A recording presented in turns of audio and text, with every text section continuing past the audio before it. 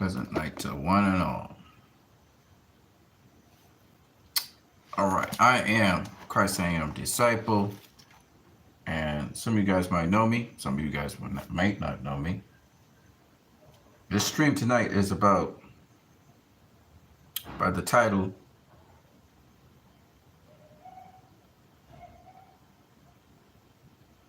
the title of the stream tonight is why DC fans must get the showdown between Justice League and Darkseid. Why they must get that. Okay? Why the Snyderverse needs to be restored. Which is much more specific, but nonetheless,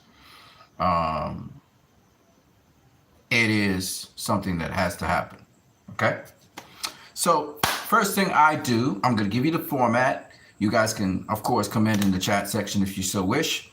Is every single stream, if the first stream of every single stream that I do, it starts off with the Most High God. I give respect to the Most High God.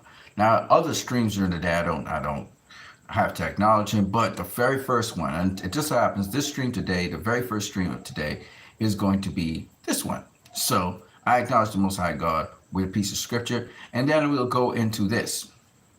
We'll go into why this showdown is inevitable.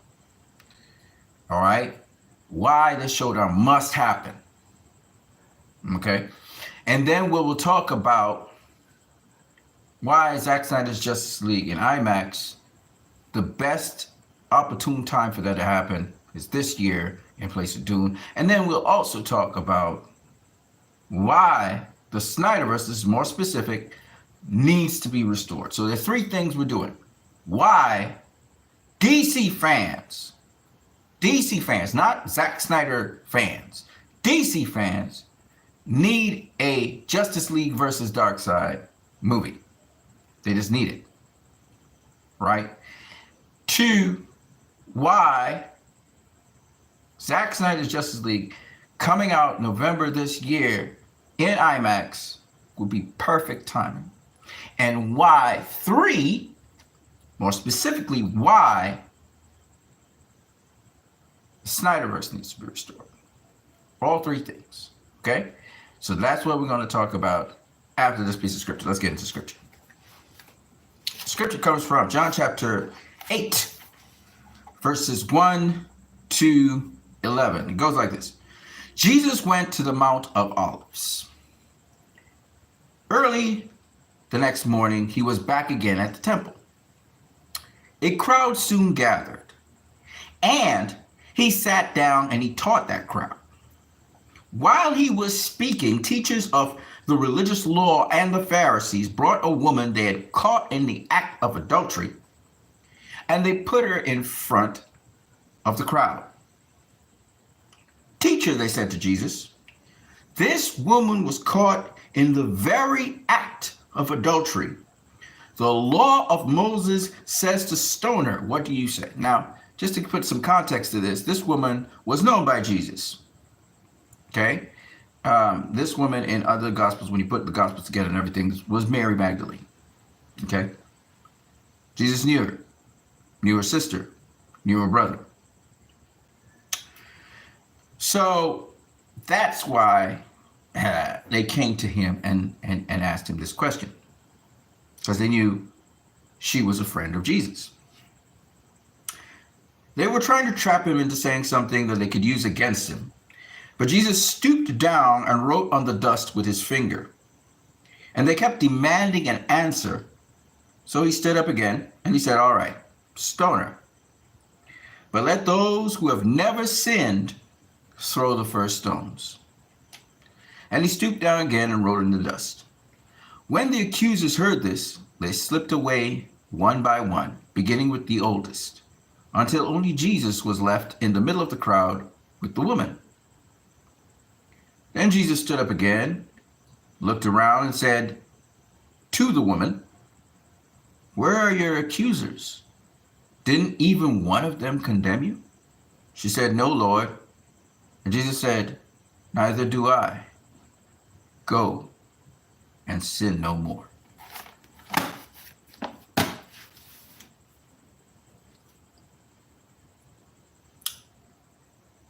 There is something called being an accuser of the brethren. The problem with pointing fingers at people and victimizing them and oppressing them and using them as tools to attack other people is there's a blind spot there. Usually the people who are doing these things, trying to expose other people and trying to out other people and trying to hurt other people, do not see their own selves. They do not see that they are doing the very same thing that they accuse people of. So the question goes to you and I as we look introspectively at ourselves. Do we accuse people of things that offend us because we either secretly, either in our minds, or either we are struggling with in our lives, are doing the very same things that we accuse other people of doing? Pause.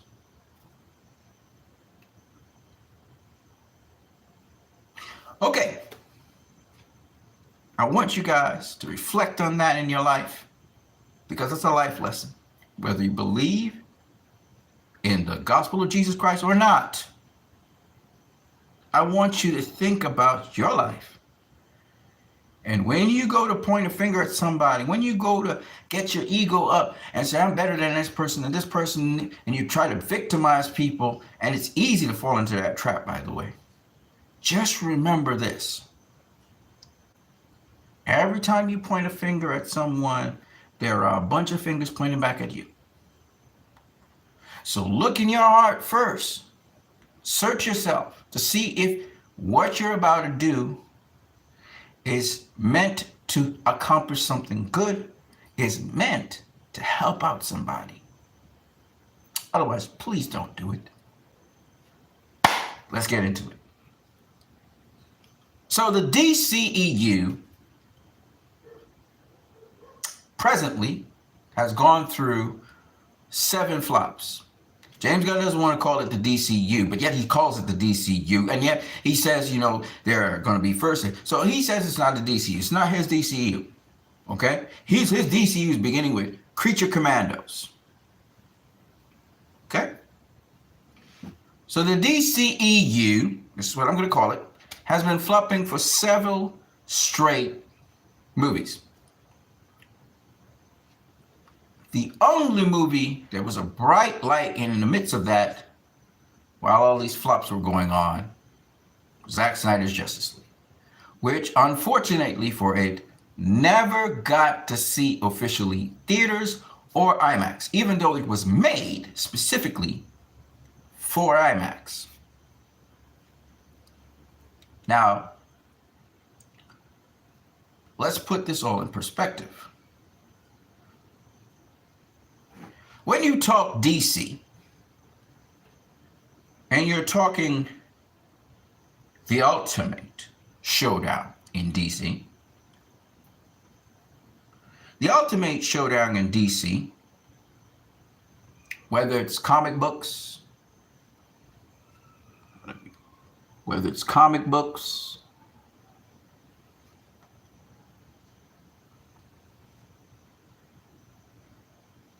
right?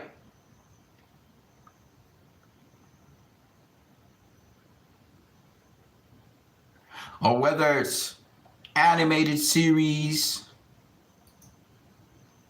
or whether it's animated movies, the ultimate showdown in DC and the ultimate villain of DC,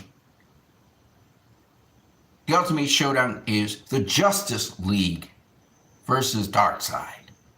Or the ultimate villain is Darkseid. Yeah? There's no question about that. And Justice League 2017 denied us the opportunity, robbed us of the opportunity of seeing the tease to that showdown, right? DC fans, first Justice League movie, we were very excited. 2016, 2017, we knew this Justice League movie was coming up, and we were very excited to see it. And after the movie came out in cinemas and it was finished, a lot of us were very disappointed. And then we found out later that Darkseid was supposed to show up in the movie. And then when we finally saw the Justice League movie, we saw Darkseid show up in the movie. And he was in his splendor. He was beautiful to behold. Darkseid, as in Darkseid of the comics. In fact, I have several pictures of Darkseid here, and then I have pictures of Darkseid from the comics. And boy, did they do a great job of Darkseid, didn't they? So this is Darkseid from the comics. Let's get it right there. There you go. Look how beautiful that is. Look at that beautiful shot of Darkseid from the comics. And let me get a better one here. Let me get a better one for you. Oh, look at him. Oh, look at Darkseid right there. And now you can go to Prime One Studios. It costs a lot of money, but you can get a figure of Darkseid, a statue of him. There he is again. Ooh, in all his glory and splendor. This is the Darkseid Wars, okay? Of course, there are several Darkseid movies. In fact, up to recently there, I think in 2022, we had the Darkseid Dark Justice. I believe it was the Darkseid Dark Justice Wars or something like that, right? I can't remember. I saw pieces of it. Fantastic. Again, the animation, DC's animation is always on point. JL Darkseid does a great job directing and also doing the storyboards for these movies, so it's fantastic. But look at how beautiful Darkseid looked here. And Steppenwolf was phenomenal as well in Zack Snyder's Justice League. Look at this. Look at this. Look at Darkseid. Oh my God, look at him. Look at him just now. Hold on a second. Let me see if I can get him better. Oh, look at that. Oh, it's still kind of blurry, but ooh, I wish you guys could see that. But she's just tremendously wonderful. Oh, yes. And this, of course, is Darkseid. First time in live action we're seeing Darkseid. And then, of course, we also got to see Granny Goodness. My God.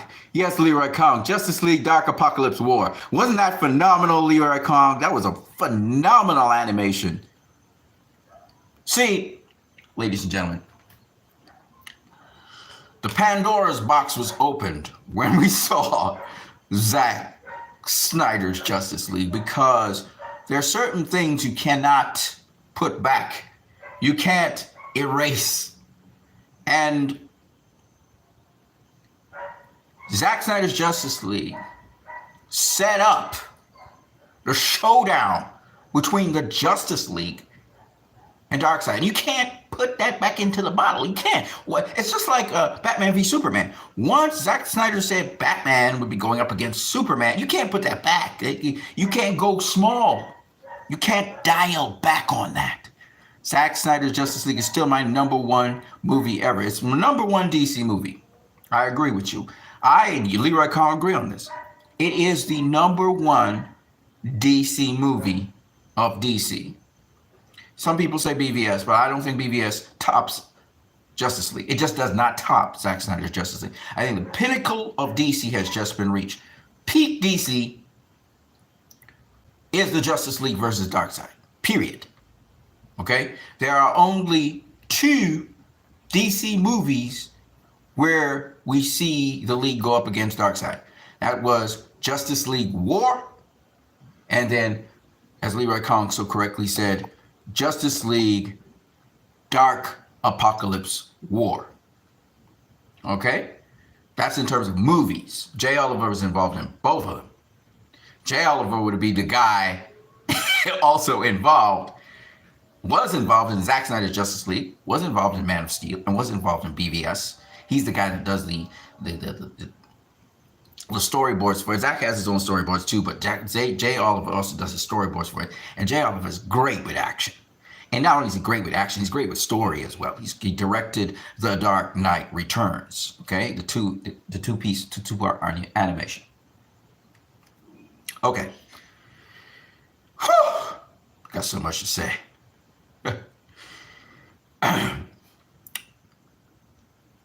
When we look as fans at the universal appeal of Zack Snyder's Justice League, although it is a 4-hour movie, we have seen Marvel fans. I've seen Marvel fans say that they prefer Zack Snyder's Justice League to Joss Whedon's movie. I've seen, excuse me, I have seen Marvel fans praise Zack Snyder's Justice League. I've heard the Russo brothers praise Zack Snyder's Justice League. In fact, the Russo brothers have said that the definitive cut, if you want to go and see the definitive cut of Justice League, it's Zack Snyder's Justice League. I've heard praise from Kevin Feige all the way down to people, Marvel directors of various kinds, okay, talking about the Zack Snyder's Justice League. On YouTube, you can go anywhere on YouTube and just type in Zack Snyder's Justice League, watch along, or I think it's, what is it, viewing or whatever. And you will see so many people who are not comic book movie fans necessarily, and maybe film fans, and from all walks of life praising this film. It is a very inspiring, very uplifting film. Still grounded in realism, but yet at the same time and giving explanation for each hero and what they can do, and phasing and quantum physics and all of that. But at the same time, as much as it's grounded and believable, it gives you certain aspects and virtues that you just, I mean, it's just so beautifully written by Chris Terrio. Shout out to Chris Terrio.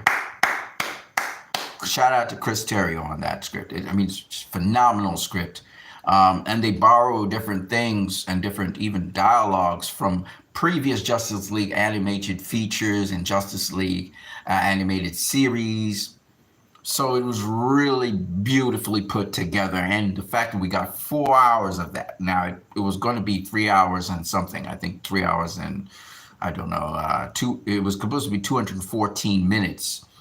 But Zack Snyder got even more leeway, and he went even further, and we got a 4-hour cut, and nobody regrets it. Most people believe that that cut was the best cut ever, and it still was supposed to have Green Lanterns at the end, and it was supposed to have a couple other things that were supposed to be put into it that Zack Whedon wanted to do that the studio did not allow him to do. Once again, they kept on trying to censor him, which to me is, again, I gotta say, humbly speaking, Jeff Johns trying to get in the way of certain things. I just believe that was stupid. It was stupid. I don't care what plans the studio had. Their plans did not, and to this day have not been better than what Zack was doing. Now, there will be people, as the scripture showed, that will try to ramp up charges on Zack Snyder. Will try to ramp up and nitpick and speak ill of Zack Snyder's stuff, and then blame us, the fans, as being toxic when we answer them and we reply to them, putting them in their place and making them realize that we're not buying into their nonsense. Most of these people, by the way, and I don't know if I have some evidence here. I think I do. Most of these people here are burner accounts. And burner accounts, I mean, I'll show you what I'm talking about. So let me see if I can find it. Yes, I have an example here. We have some burner accounts on here. And this is a blatant example of one on Twitter. This account doesn't even have a name. It's just 135792460. It's a burner account on Twitter. The dude didn't even get time to put a name to his account. He just formed his account. And this account was formed, the person joined October 2023, which means he had to at most been joined 3 days ago, or he joined today. Okay? He has no followers and 47 following. I want to show you the account. There it is right there. It has no picture, nothing. So it's straight up a burner account, right? And this person came up to J. Oliver. This was a discussion on Man of Steel. And J. Oliver said this. Maybe I should put it up on the screen while I am also reading it. So let me see if I can do that. I don't know if I can, but I'm going to try. Oh, okay. All right. So I want you to see what I'm seeing here. So J. Oliver said, I came up with that scene and had no bystanders anywhere shown. This is when Superman, General Zod throws the truck at Superman, okay? And use an empty parking lot for said destruction. If you want to believe that there's people in there, then that's on you, but not what's in the film or what was intended. So J. Oliver, who wrote the storyboard for the film, is telling people who are arguing with him about the truck and explosion and not saving lives and blah, blah, blah, blah, blah. He's saying there's nobody in the parking lot. He goes on to say, but I can also say that whatever bystander was in danger, the Flash came in and whisked them away to safety throughout the destruction of Metropolis, or that Dr. Fate or some other DC superhero was there to help save everyone. And he puts his hands out like, you know. So the guy, the burner account responds, says the film doesn't show that it's empty. This is what the burner account is saying. Even though visually you can't see a single person in there, only that it's a parking garage in a city that's being destroyed. I think Clark might assume people could be sheltering in there and make an attempt to stop the truck at the very least. Didn't you consider that? So this burner account clearly knows that he's talking to J. Oliver. This person clearly knows that J. Oliver just responded to him, the guy who actually wrote the storyboards for the film. And now the guy is extrapolating something else, talking about maybe Clark should have assumed. Clark doesn't even know there's a parking lot behind him.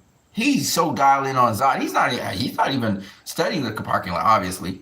J. Oliver's telling you it's empty. You can see it's empty, right? This guy is going now and interpolating something when the people, the makers of the film, is telling him what it is. So clearly we knew this person knows that he's talking nonsense. This person's a burner account. Now I'm going to tell you something about burner accounts. I'm going to enlighten you guys. These accounts are coming out of nowhere. They're being created. They're being created sometimes the same day or 2 days after. Burner accounts are multiple accounts by the same person, or multiple accounts that are formed by a program or bot. Okay? It's one of two things. And I'm going to say something. I'm going to go as far as this. I don't think these burner accounts are fans, DC fans. I believe that these burner accounts that you're seeing online are actually people in the industry, whether they be execs that are working at Warner Brothers, whether they be social media people under aliases. They're clearly burner accounts, and they're clearly burner accounts because it's not enough people to respond.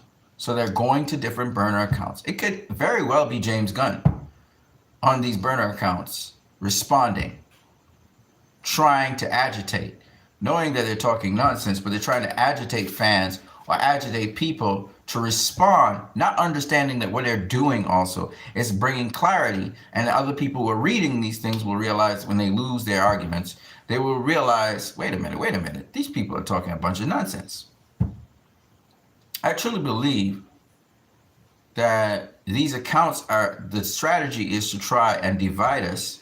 The strategy is to try to bring about confusion and misdirection so that the narrative can be the fans are divided on certain issues when these burner accounts are not fans.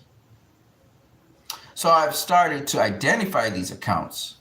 Once again, the people who are throwing stones, the people who want to lynch the woman caught in the act of adultery,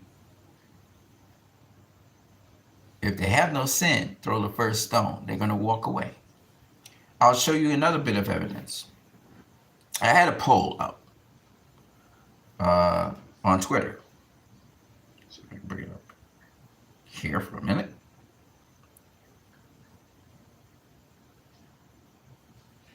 So it's on my profile.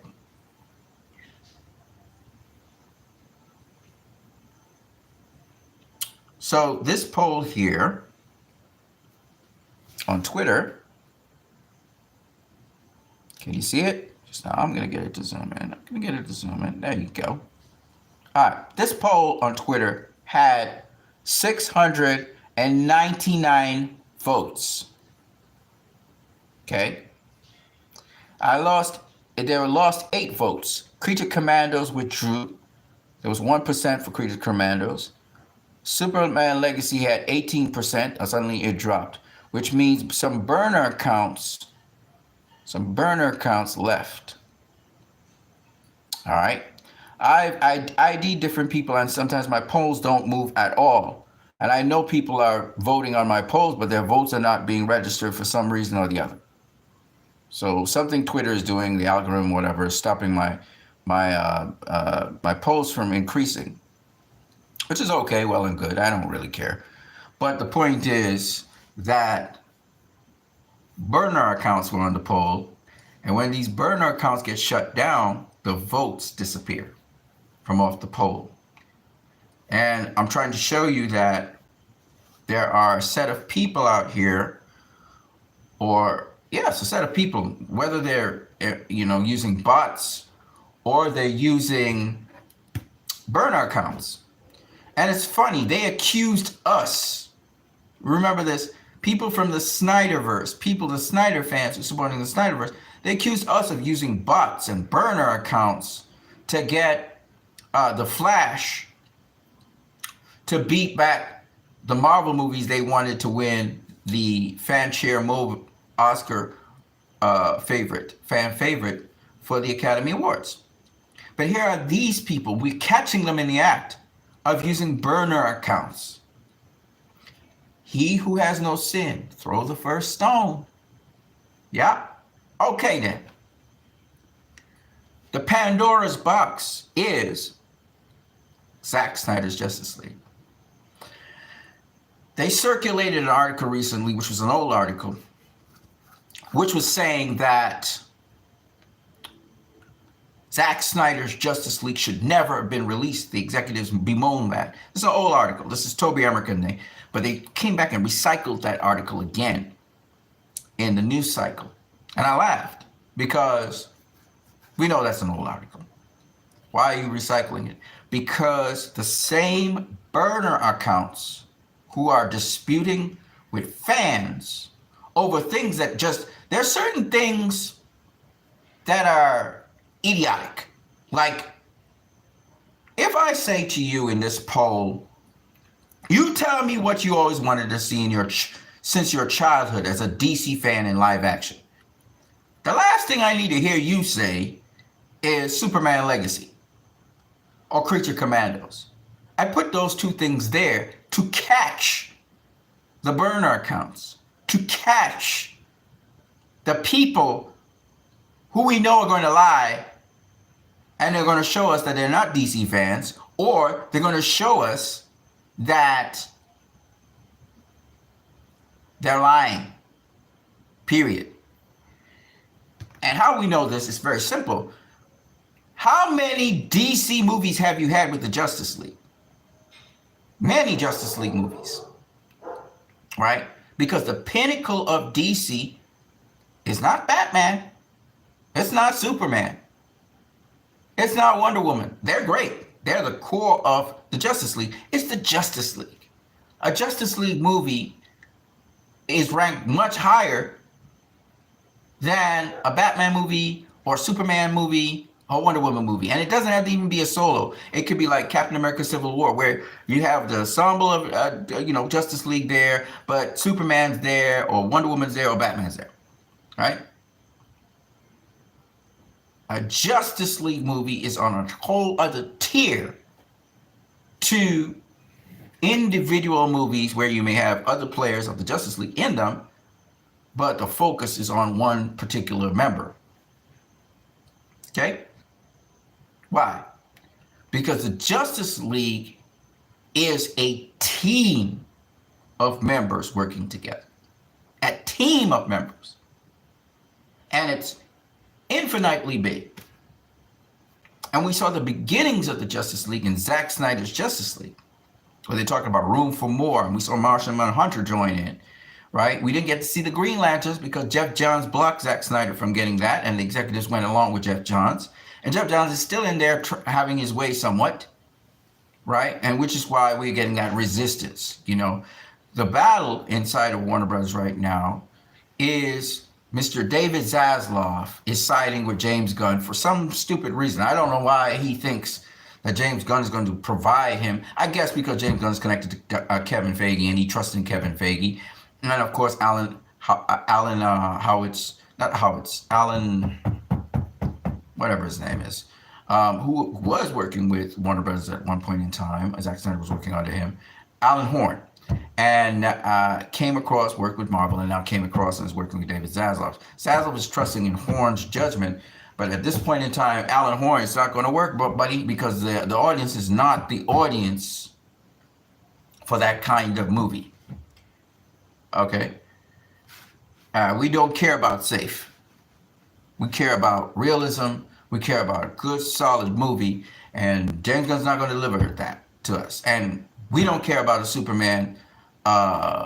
We don't care about a Superman legacy movie. We don't care about a movie where Henry Cavill's not Superman. We want a Superman solo, but we don't want a Superman solo if there's not going to be a Justice League team up where they go up against Darkseid. Just, you got to understand.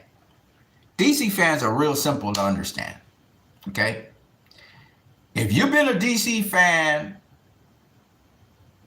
you know, for a good minute, maybe 10 years, 20 years, you'd have seen the Justice League team-ups. You'd have seen Justice League movies. You'd have seen the Justice League. And you know, all the Crisis events have involved Darkseid. Why? Because Darkseid is the only one who can see all the different multiverses, right? Darkseid is the only one who he doesn't need. He can exist. There's only one Darkseid. So he can exist in each, he can go into each multiverse and handle situations. And Zack Snyder just introduced the multiverse, spoke about it, introduced it. So, and Steppenwolf was glorious. And I mean, if the League had some difficulty with Steppenwolf, just imagine with Darkseid, the Armada. Think about, oh my gosh. Think about all the characters when you talk about the Furies. We saw Darkseid.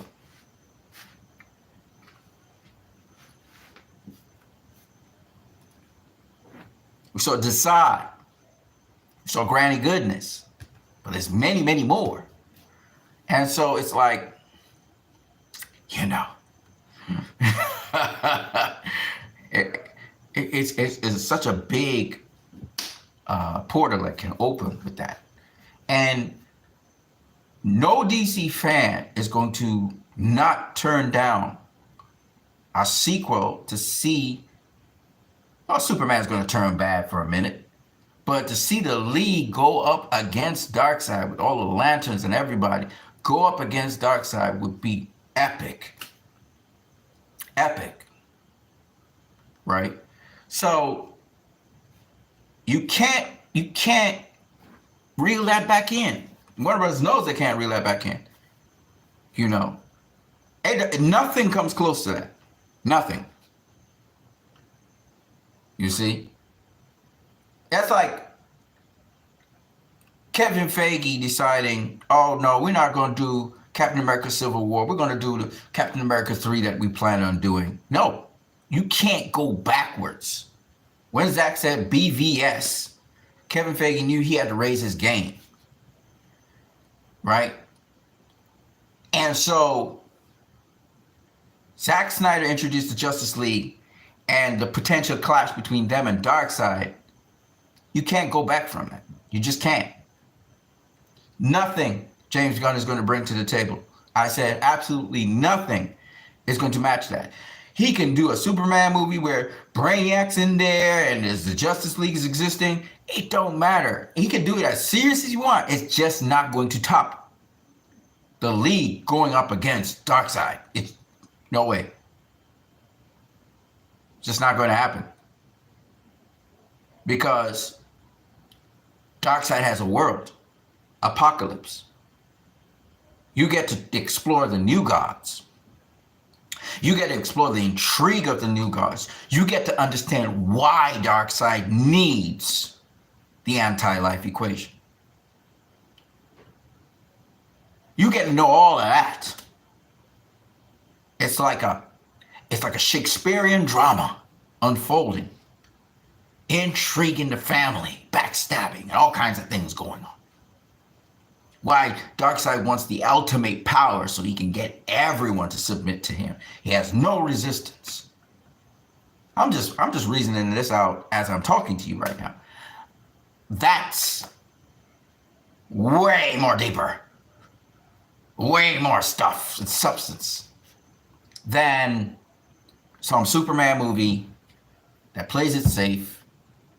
Yeah, he's going to be coming from our alien roots or whatever. You're just going to repeat Man of Steel with some jokes, maybe Superman in some trunks. And of course, he exists now in this very fantastical world of heroes. And then you throw in your Guardians of the Galaxy thing in there and you have a good time.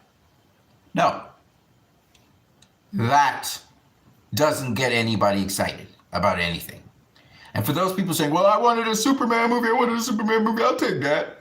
Yeah, you can take that if you want. For me, I'm not taking that. I want a Superman movie that could lead me into a Justice League movie. That's what I want. Gunn's talking about Superman versus the what? Some other obscure names, something. Right? Nobody cares about that. See, this is the difference between DC and Marvel. Marvel takes obscure characters and makes great shows out of them. DC has icons that go back 80-something years. Icons. Jack Kirby's first iconic character, Darkseid, came way before Thanos. We don't need 4 or 5 films with Darkseid. Darkseid is out there now. Darkseid exists. Darkseid is. And Ray Porter did an excellent job of Darkseid. Sir Alec Guinness did an excellent job of Darkseid. And Ciarán Hinds did an excellent job with Steppenwolf, even though Steppenwolf is now dead.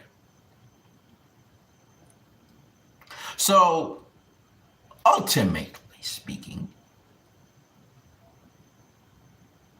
the great darkness approaches. What Lex Luthor spoke about. And Darkseid is coming. I'm going to say this. So in the midst of Darkseid coming, we've got Batfleck having Deathstroke problems.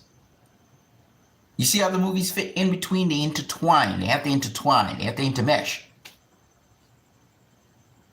We have a Wonder Woman story where Wonder Woman goes and sees the Amazons. And we can have a Superman solo movie where Superman is doing his thing, but in the black suit. You have those 3 movies in between, and then you have Justice League sequel 2. It fits into a story, it fits into a mold, it flows with something. So, For those reasons alone, and I know because I've done polls. I've done so many polls. And not just me, but other people have done polls. And it is shown that DC fans, forget about Snyder fans, want to see Darkseid and more of him. That gets them jazzed. Now, why the timing for Zack Snyder's Justice League would be perfect is because Zack Snyder's Justice League, particularly on the biggest possible screen, and today I went and saw the creator in the cinemas, not on IMAX, but in cinemas. And visually, it's a wonderful film, and it's it's more of a, as I said before on Twitter, it's more of a romance tragedy kind of film. All right, but having said that, the cinematic experience is like no other because you get to see these images huge on the screen. You can see all the details. Whereas if you have a smaller screen, a TV screen, or a phone screen, you can't see all those details so clearly. And IMAX really gives sharp details, and you get to see everything because the screen's much bigger, so you get to see even more of the world than you would in a normal cinema.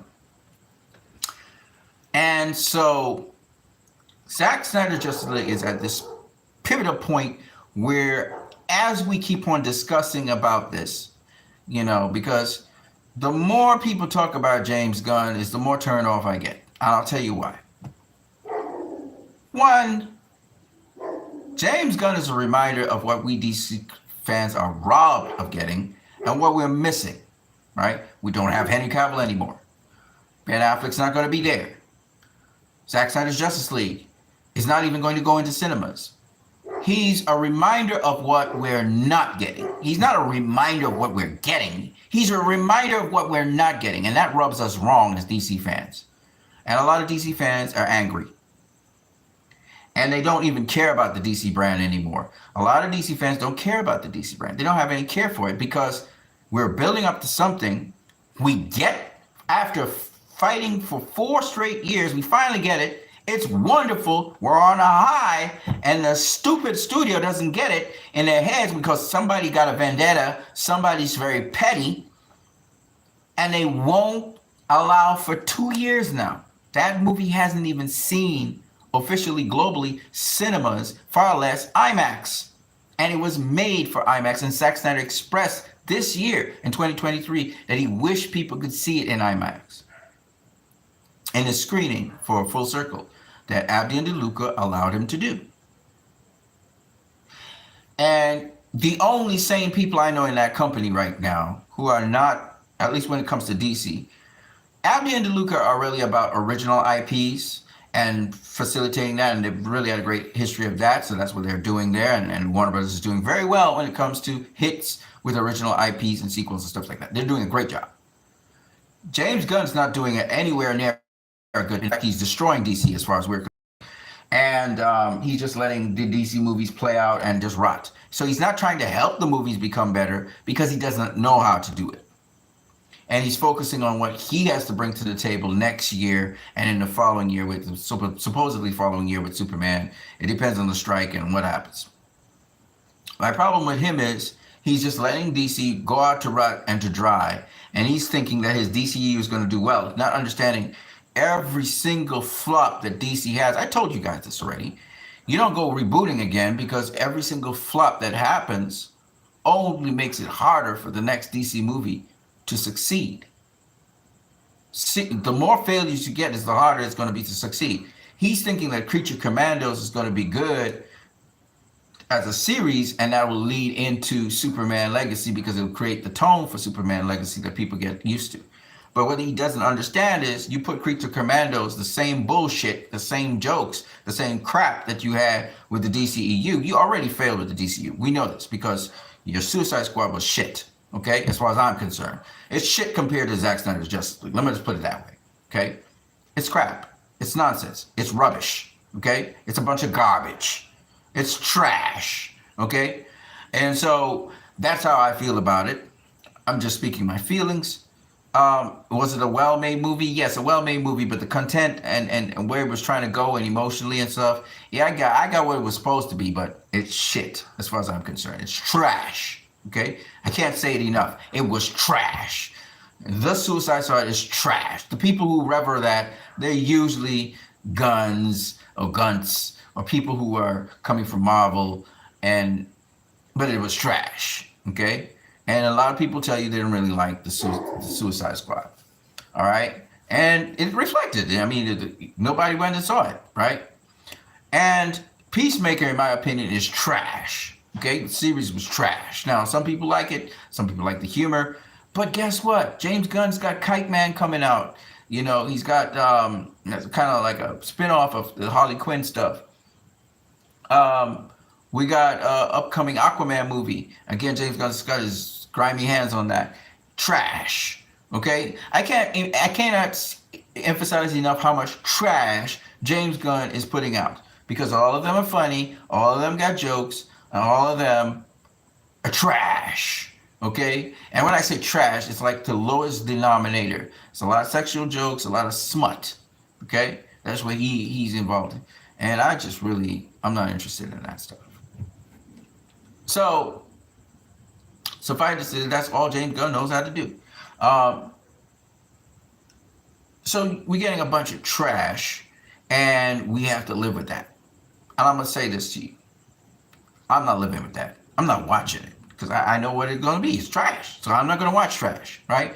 Besides that, we're going up to the pinnacle. We're going Justice League.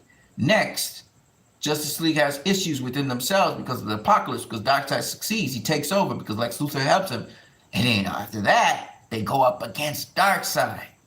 Now, if you've seen the animated features, if you've seen Justice League War, if you've seen Justice League Apocalypse War, you know Darkseid's a handful. And it takes multiple members to take him down. So there's no way you don't want to see that. You don't want to see that.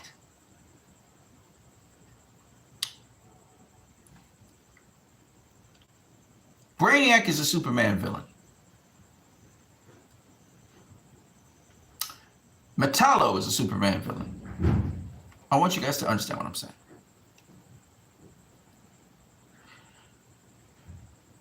Parasite's a Superman villain. Joker's a Batman villain. Lex Luthor's a Superman villain. But Darkseid is a Justice League villain.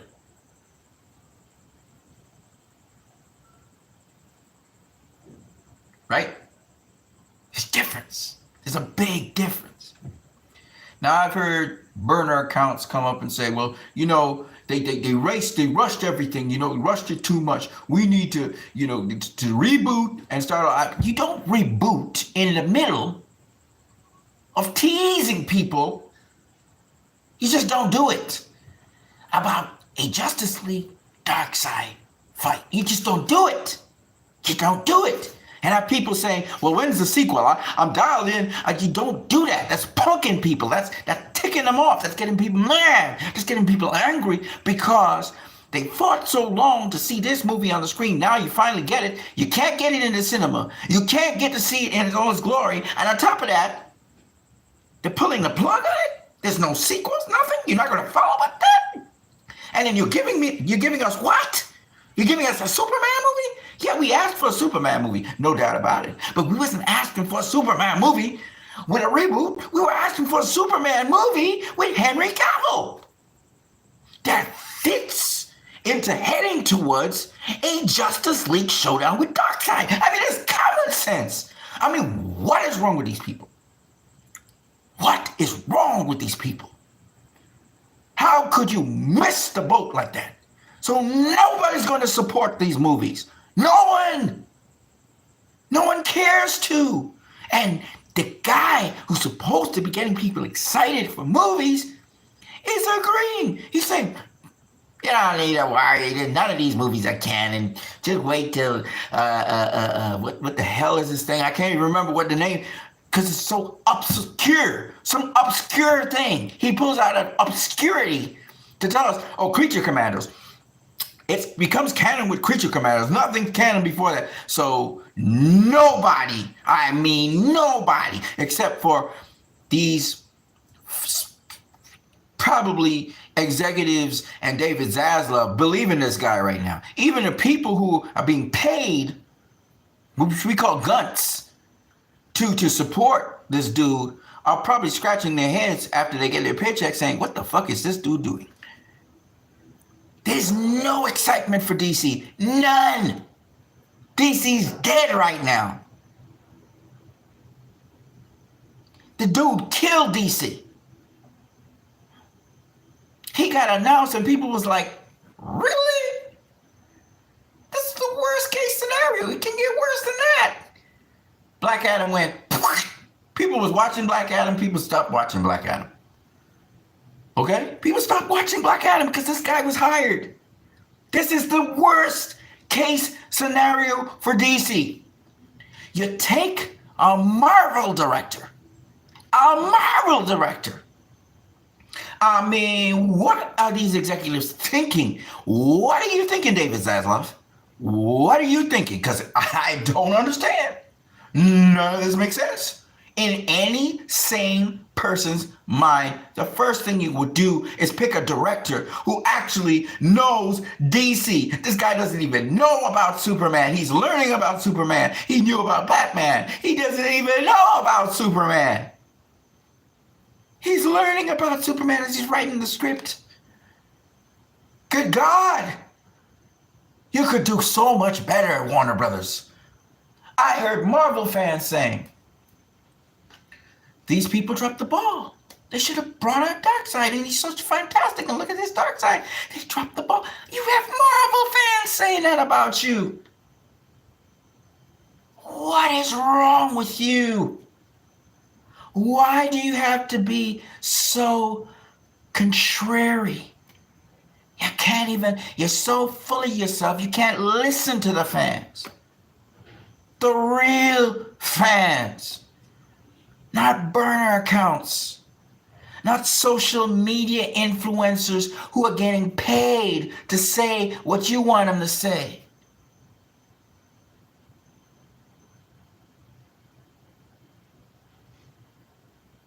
I mean, what are you thinking? How could you mismanage the brand so badly? That's why they're saying sell Snyderverse to Netflix. That's why they're saying that. I even was talking to a guy who's not online. The dude does his music offline, and he knows. How could a guy like that know? The dude's a Marvel fan. The guy believes you are mismanaging DC. You're doing a horrible job of it. They say they should just sell off DC. That's what the dude said. I was talking to another person. Again, these people are not online all the time. This dude knows that Warner Brothers is producing crap. He's not watching no more DC movies. He says he's a DC fan, but he says he's not watching no more DC movies. I said, well, what DC movie did you watch that you thought was good? He said, well, he watched Birds of Prey. He watched The Flash. He said The Flash broke him. He didn't watch Blue Beetle. He said he watched Shazam. He was hoping, you know. He said none of those movies are good.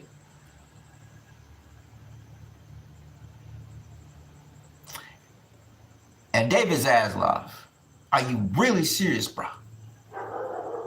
Are you willing to destroy further the brand? Because the brand is a laughing stock amongst people. Their brand, the DC brand is a laughing stock. People are laughing at the brand right now.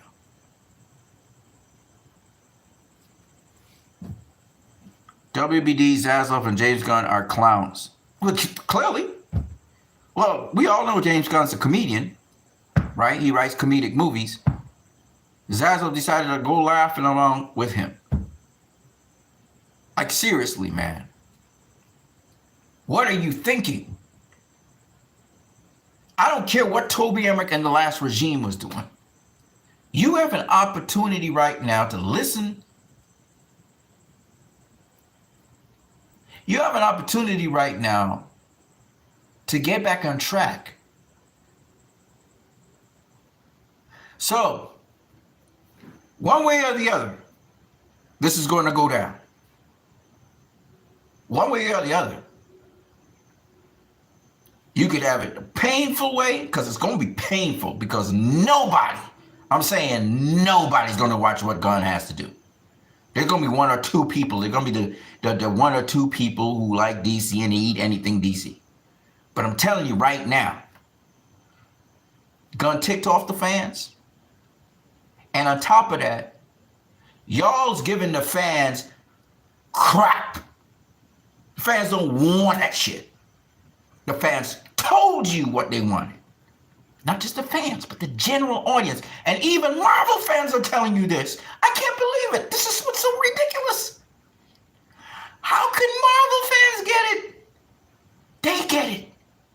Marvel fans are telling you this. I'm listening, I'm talking to this guy. He's a Marvel fan. And he's telling me DC should stick with the sequel to Zack Snyder's Justice League. I'm a Marvel fan. Come on. How can a Marvel fan understand this and you can't get it, Warner Brothers? Discovery? I mean, where are you? You're not connected to nothing. Nothing. The real world. Forget Twitter. The real world. They're not going to go watch your movie. None of them. None of them.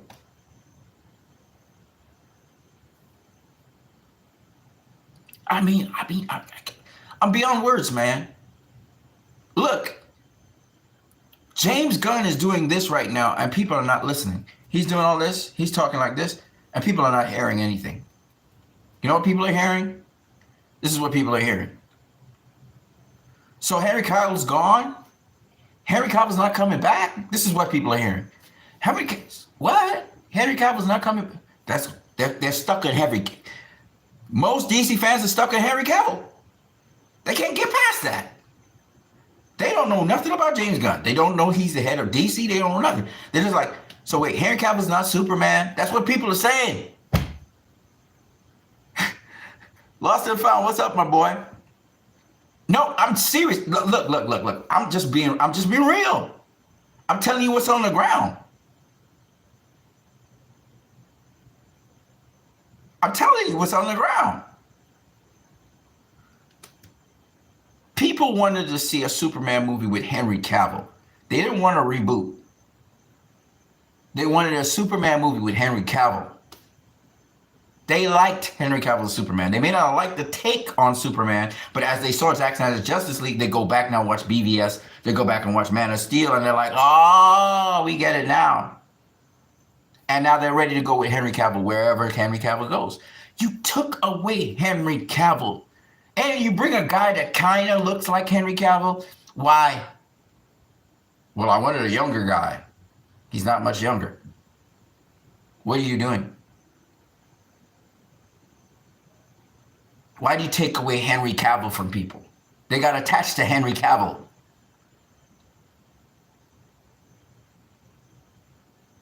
It's like doing like this. Superman 1978 comes out. It's the same stupid reasoning. It just makes no sense. Superman 1978 comes out. Richard Donner has shot the both movies, Superman 1 and Superman 2. He's working on Superman 2, and in the middle of Superman 2, the studio decides to fire him instead of going with what he said. Right? This is 1980. And it boggles my mind that studios feel they know better than the people who actually make the films.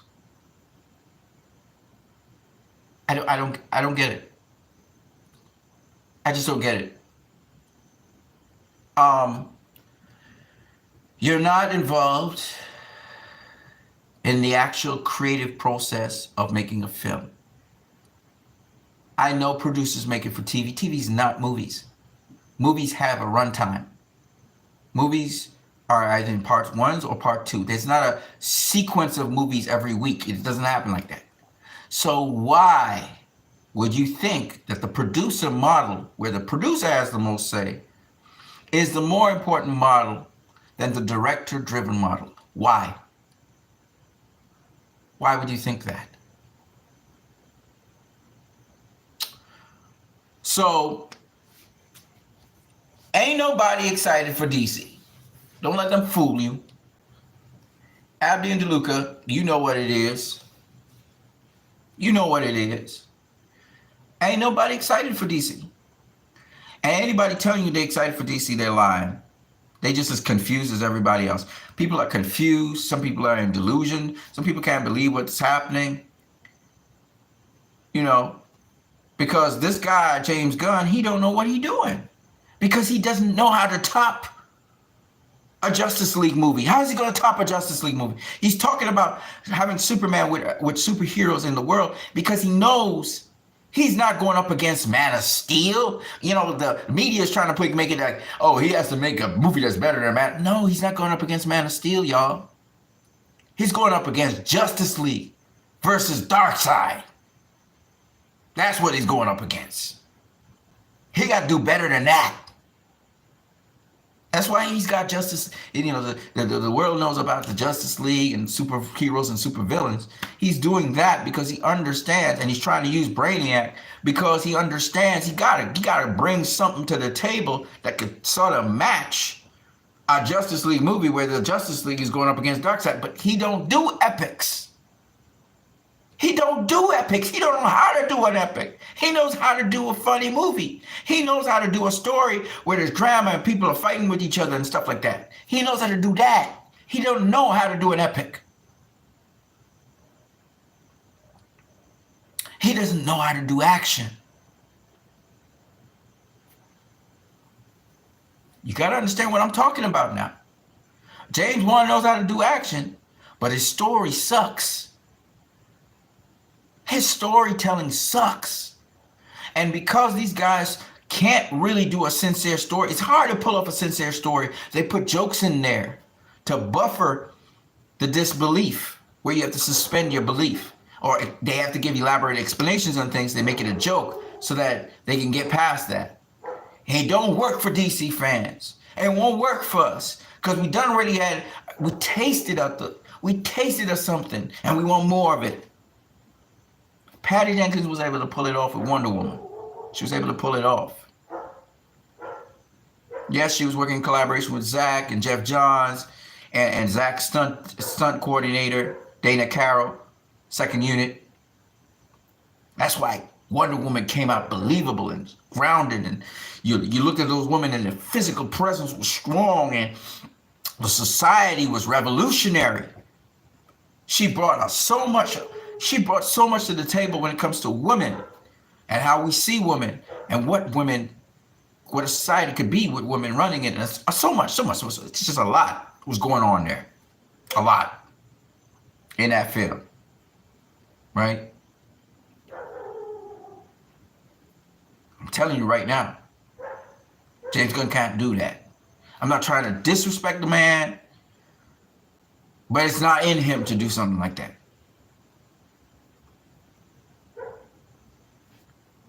So, I know different movies can have different tones and different textures, different tastes, and that's all well and good.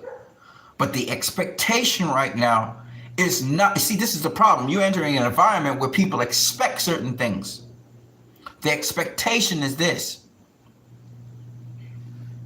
We were going this way, up a mountain, right? We saw the stock. WBD stock was record high, $78. Warner Bros. Never had the stock so high because the expectation was so high. Zack Snyder took that expectation and surpassed it and dropped a cliffhanger on the end of the movie. So now people come to expect a sequel. And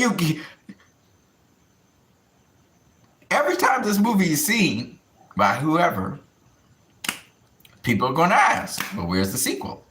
It's just a natural flow of things. Zach is that kind of guy. He's a subversive guy, all right? The point anyway is this. It's moronic not to do a sequel now.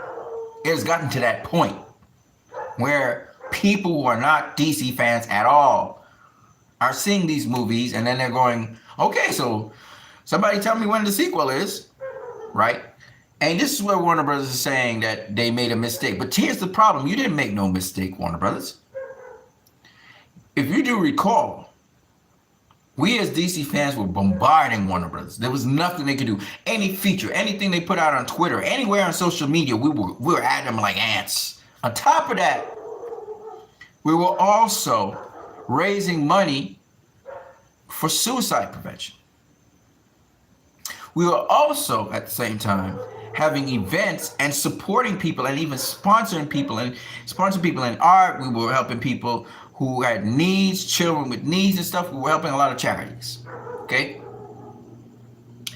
And the opportunity presented itself for us to have Zack Snyder's Justice League come out on this newly streaming platform that was known as Max and then became HBO Max and now it's returned to be called Max after they fired the people who, Raised by Wolves was one of the original products. Ridley Scott, great series that's now canceled. And again, Zack Snyder Justice League launched off the platform as well. There was some quality stuff on Max, then became HBO Max. We had Warner Media, and now we have Warner Brothers Discovery, and we have Max. It's returned back to being called Max. But the people who were responsible for Zack Snyder Justice League coming into cinemas, they were fired, okay, and replaced with a guy called Casey Bloys, who, quite frankly, I would love to see him get fired, right? So, when you see the Aquaman animated movie, animated series that got canceled by Abdi and DeLuca, it's because it was a bunch of crap, And all of these series now that are on Max, they're usually comedies, whether it's the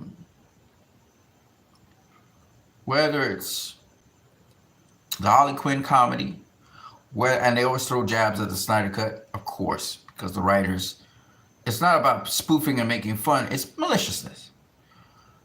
We have Doom Patrol, which is also a comedy. We've got, you look at it, it's a lot of comedies, and there's very little serious takes on anything. It's like these guys are drunken, and let's make fun of everything, because why? Because they don't know how to write a serious story. That's the truth. They can't. They're not that gifted. They're not that skilled.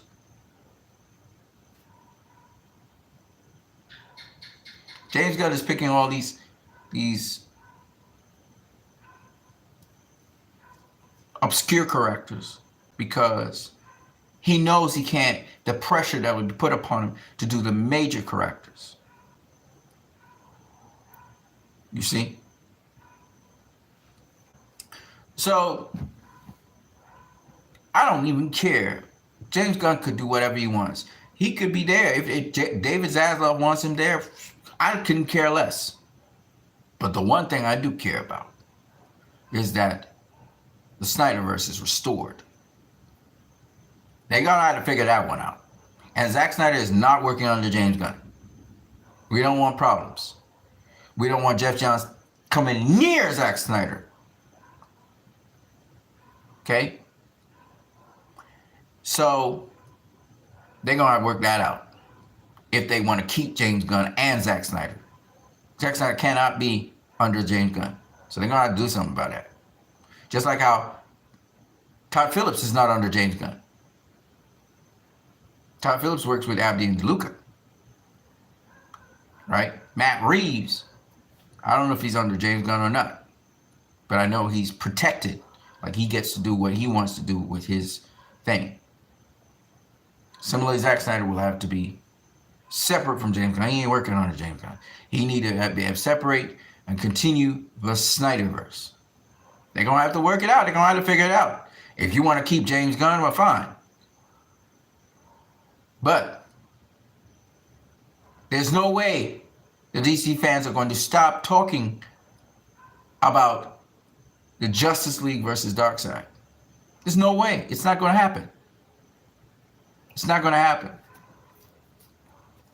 And this thing is known beyond now Snyder fans and those kinds of people.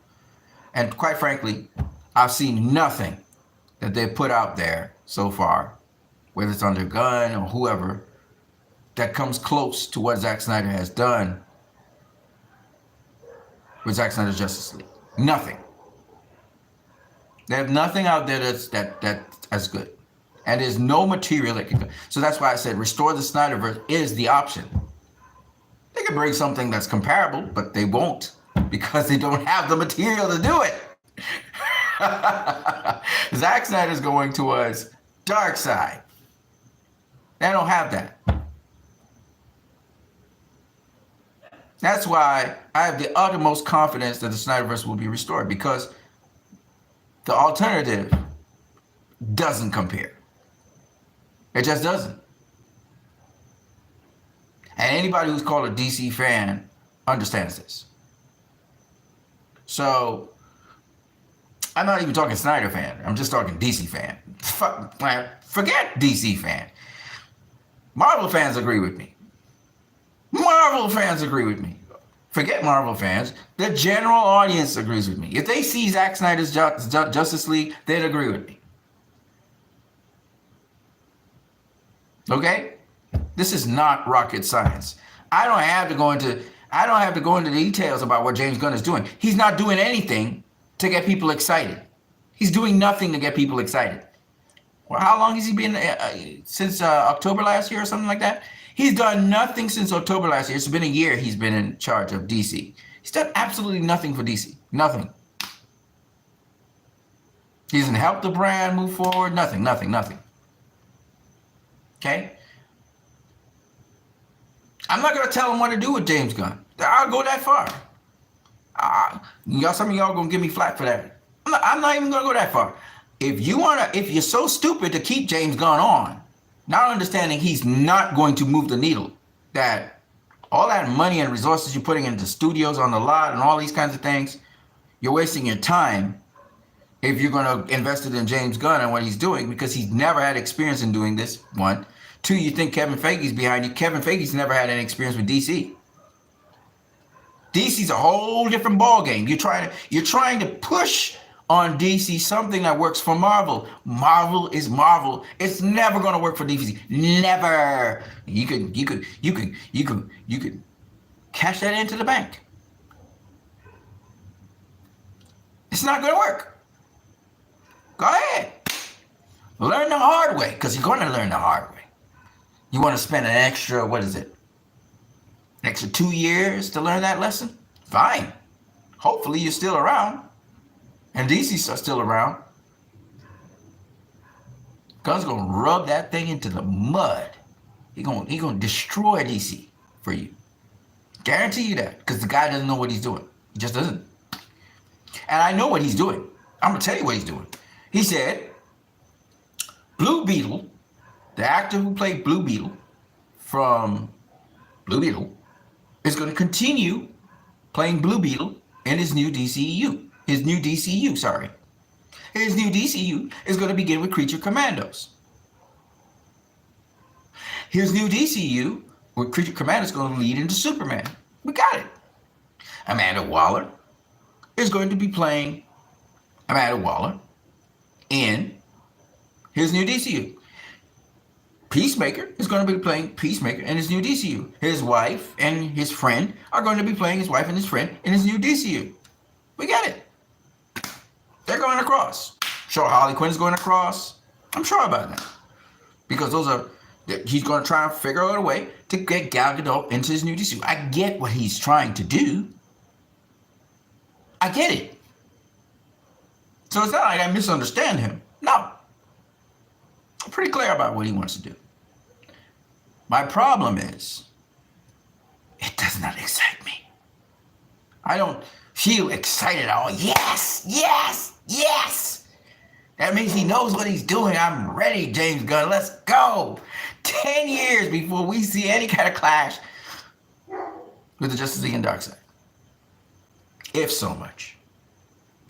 If we ever see a clash between Justice League and Darkseid.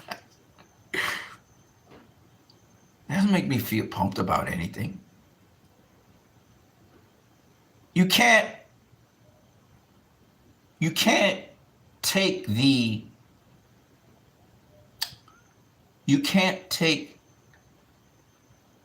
open the Pandora's box and then close it back. You didn't. Can't do it. And you opened the Pandora's box, which you had no choice anyway, because it was a Pandora's box since Justice League 2017. And no set of pointing the fingers. Oh, Zack Snyder's BVS doomed. You can point how many fingers you want.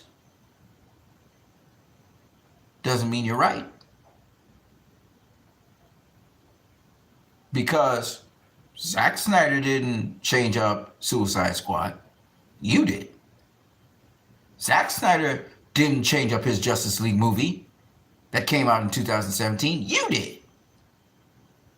Zack Snyder didn't change up Aquaman. You did. You got good results. You can take the credit for it. Shazam, you can take credit for that. But you also have to take credit for all the other flops that happened after those two movies. Because fans got onto you and said, we don't like this. They've been telling you that. Not just the fans, but apparently the audience has been telling you that. We told you we don't like jokes. We like organic jokes. We like a good joke. I laugh at jokes. I have a sense of humor. I understand it. But not those kinds of jokes. We know that these were studio notes. Had to have this joke in there. It had to have a joke in there. I even saw it in The Creator. I saw them trying to force jokes in The Creator. I could tell Disney had something to do with that 20th Century Fox movie. We're going to go into that when I'm doing the review for it. But my point being, and y'all like to dial back things. No, that's too violent. Can't show that on the screen. Rated R, but no, it's too violent. You always want to dial back. You don't ever want to go for it. So the Suicide Squad, where Jared Leto had a lot of scenes in it, y'all chop out all the guys' scenes. You chop off the storyline for runtime. Like, these are dumb things. You know, and it's amazing. I mean, James Cameron wouldn't allow that to happen in his movies. And his movies are good for a reason.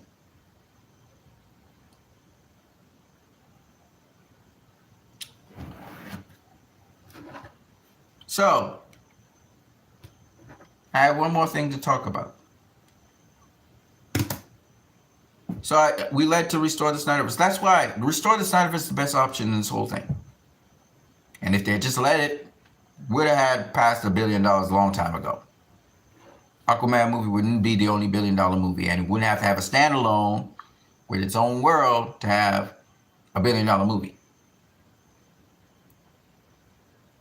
Aquaman 2 is not going to make $1 billion. Aquaman 2 is not even going to break even. You know why? Because Aquaman 1 was feeding off the Snyder Cut.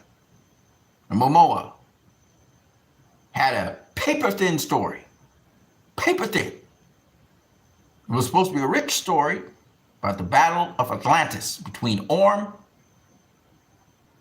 and Arthur Curry.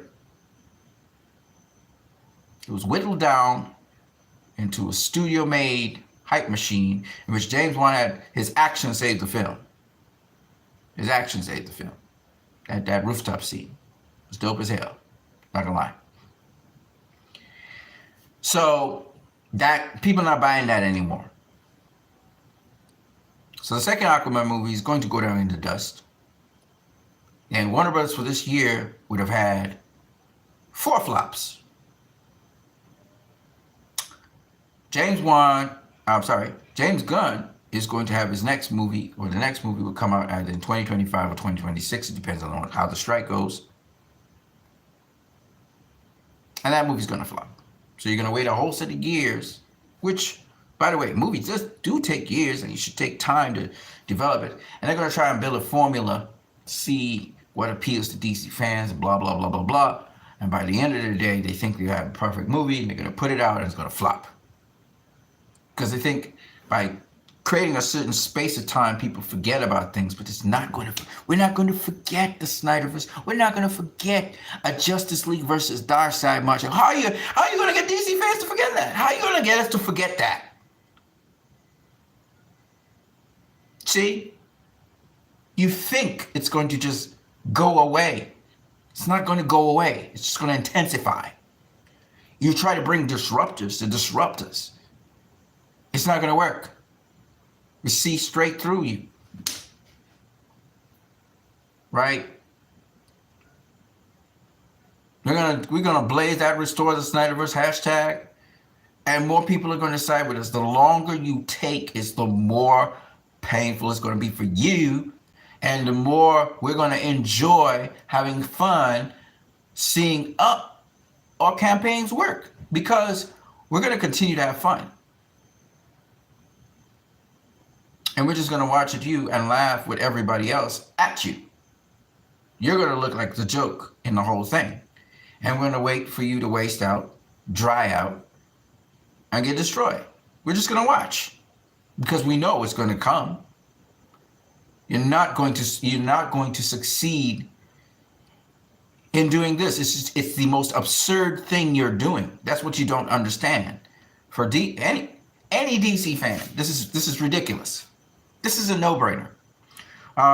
Should we have a fight between the Justice League and Darkseid, or should we have a reboot with Superman featured, maybe against Brainiac?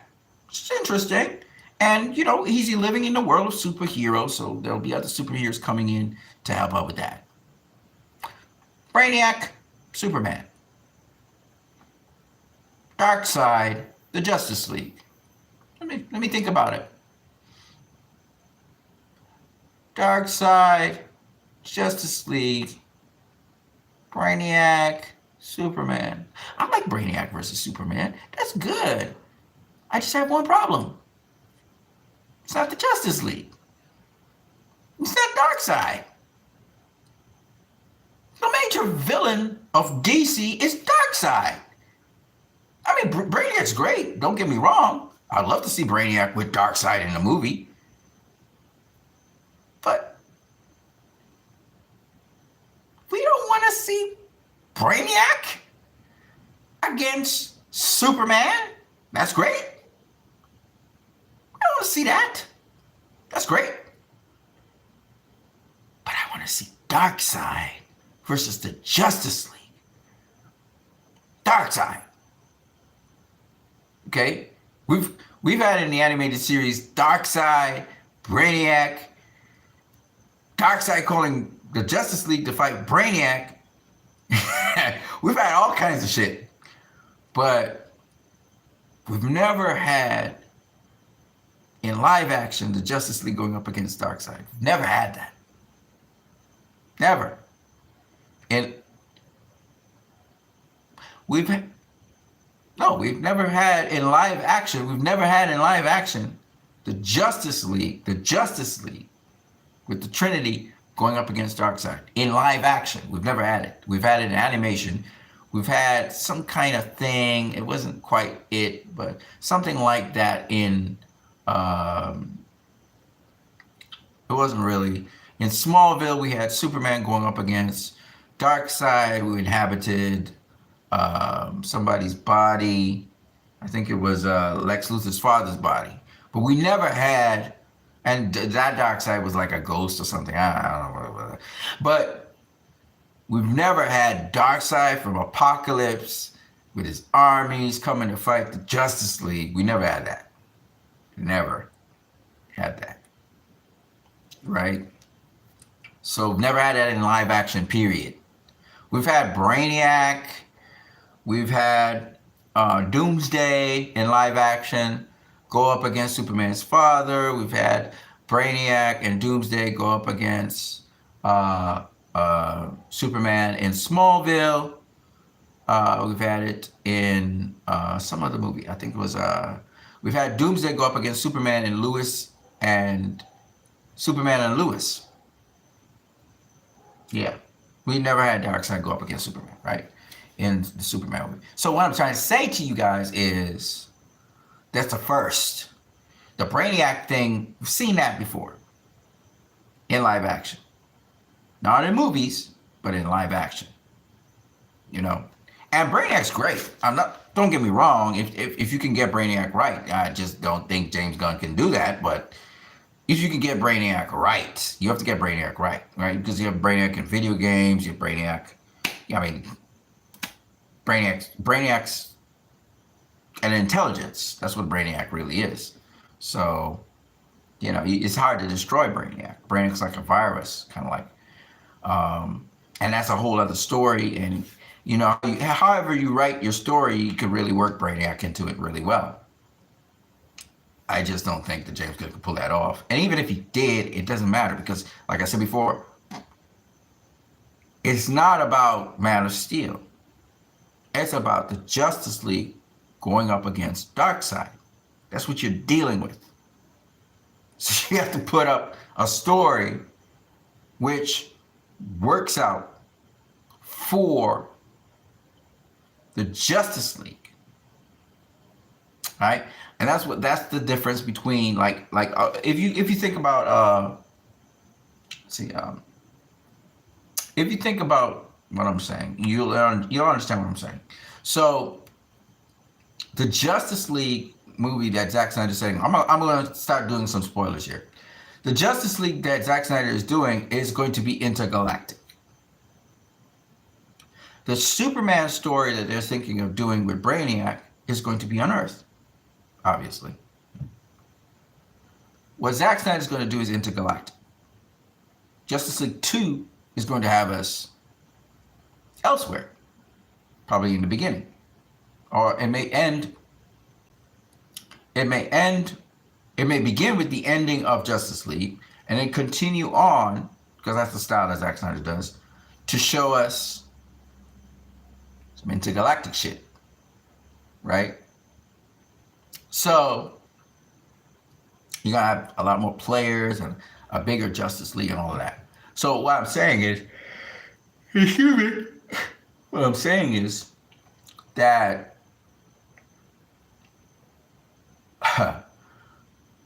I just thought about something. I don't want to go there. That blows my mind. I'm not gonna spill the beans on that because Zach's probably past that now. Now that I think about it, that's intense. But the point is, we are going into intergalactic territory where we're going to be in different worlds, kingdoms. We're going to look at new gods. We're going to look at lanterns. We're going to look at, intergalactic stuff. That's where we're going in Justice League 2. So you got to think about that. Now, James Gunn's not going to be able to do that in his first Superman movie unless he wants to pack it full of shit. You know what I mean? But he's not going to be able to do that. He's going to have to focus on Earth. He's going to have to focus on a young Superman coming up and developing him. And again, we've already seen tons of young Superman before, and we know he's going to play it safe. And yes, he might even go with like this. He may go with Brainiac influencing Krypton to be destroyed and Brainiac coming to Earth. He may come with a storyline like that, which is interesting. But it's not intergalactic. Because we got past all of that. You got what I'm saying? Because remember, if you do remember, Krypton, the core of Krypton was destabilized.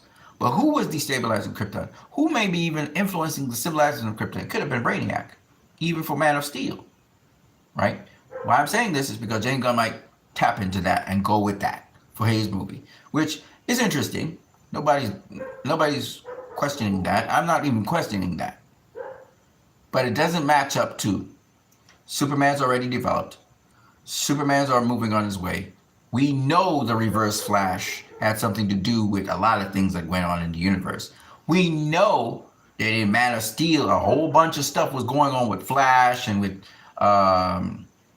as y'all don't know this, but I'm gonna break some news. Jay Oliver said a lot of shit. He talked about Dr. Fate was in that Man of Steel showdown with General Zod. Dr. Fate was in. Dr. Fate was down there doing some shit. The Flash was doing some shit at that time as well. So people didn't know Flash. Of course, we also know that Booster Gold is actually in that universe, and Blue Beetle was in that universe as well. So there's a lot of things that, I mean, it gets mind-blowing when as we start to go into the details of what Man of Steel was actually about and what was happening in Man of Steel, not to mention Supergirl and what she had, her role to play in Incognito. Supergirl was doing some things, and actually Zack Snyder revealed that in BVS there's a hint to Supergirl being around. So that's like, the deeper you go into this shit, sorry about the S word, but the deeper you go into this is the deeper you start to see stuff. So like after Justice League Part 2, now you can go back and watch Justice League, then you can go back and watch BVS, then you can go back and watch Man of Steel and see it in a whole different light. And then when you see Justice League Part 3, you can go back and watch all the movies again and see them in a whole different light. That's what Zack Snyder's doing. Okay? So it's like, I don't want to go into too much details, right? But Jay Oliver kind of started to let the cat out of the bag about some of the things that was happening in Man of Steel that y'all might have overlooked. All right, so I'm going to leave that alone. But I'm telling you that Justice League Part 2 is intergalactic. Some of the movies going to be on Apocalypse. Some of the movies going to be in the multiverse. You see? So you're going to see more of the multiverse. I'm trying to get you guys to understand where Zack Snyder was going with this shit. Like, he's crazy. He's a nuts guy. I was telling my good friend Damian Anton Vincent, how much Zack Snyder had Watchmen involved in this, and just a whole bunch of shit that y'all have no idea. Like, you know, Doomsday Clock that Jeff Johns ran and did, that snake stole that idea off of Zack Snyder. Zack Snyder was going to link Watchmen, Dr. Manhattan and Watchmen to Justice League. And Jeff Johns ran ahead and stole it, and he put out the comic. But don't worry, Zack's got something for y'all. He got something for y'all. He got something for y'all. He got something for y'all. He got something for y'all. Don't worry. It's got a lot. It's a lot to let you guys know about. But like, this stuff is crazy. It's crazy.